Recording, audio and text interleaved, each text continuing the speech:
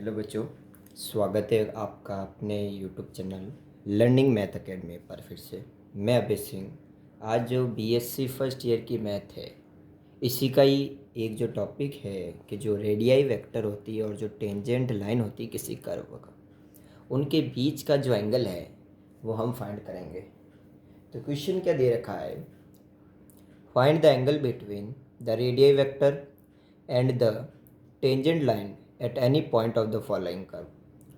Curve है r is equal to a bracket 1 minus cos theta. तो solution start करते हैं हम। Given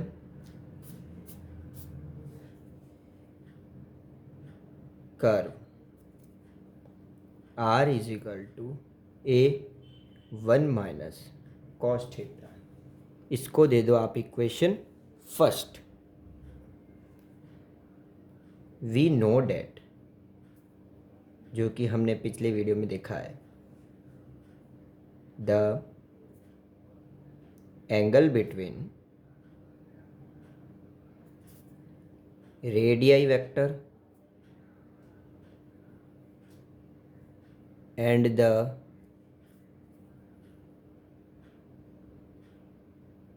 tangent line will be. हमने क्या देखा था इनके बीच में रिलेशन,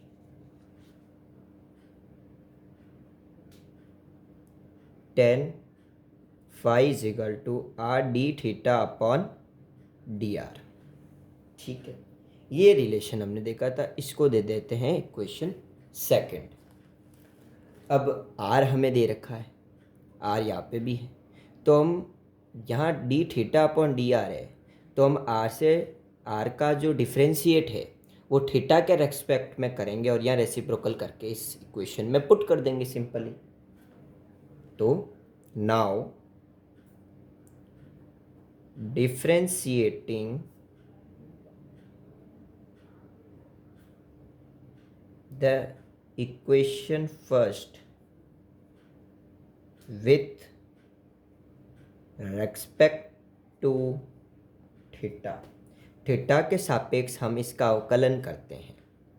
तो d r by d theta, r का क्या हो गया d r by d theta is equal to a constant है, ए एज इट इज, 1 का हो जाएगा 0 और कॉस थीटा का होता है माइनस साइन थीटा। क्या होता है माइनस साइन थीटा, और ये माइनस कैंसल आउट में प्लस साइन थीटा, यानी मेरे पास में वैल्यू क्या आ गई ए sine theta.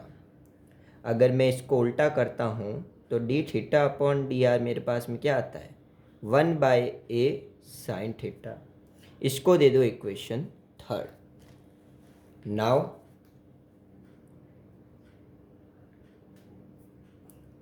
put the value of d theta upon dr in equation second।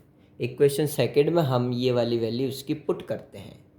From कहाँ से, फ्रॉम इक्वेशन थर्ड।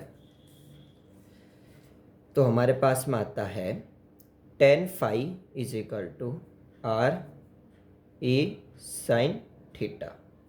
यहाँ तक उम्मीद है क्लियर होगा, क्लियर है। नाउ अब इक्वेशन फर्स्ट से आर की वैल्यू ए ब्रैकेट 1 माइनस कॉस थीटा है, वो यहाँ पुट करते हैं। तो हमारे पास में क्या आता है, तो tan phi is equal to a 1 minus cos theta upon a sine theta. Am I clear. ये कैसे आई वैल्यू, तो फ्रॉम इक्वेशन फर्स्ट। ठीक है बेटा, यहाँ तक ये चीज़ क्लियर हुई कि नहीं हुई।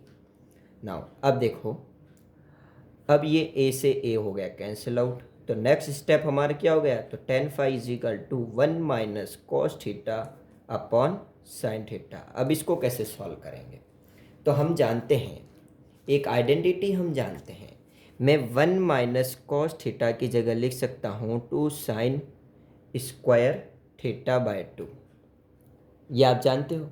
और एक हम जानते हैं साइन 2 थीटा बराबर होता है 2 साइन थीटा कॉस थीटा के।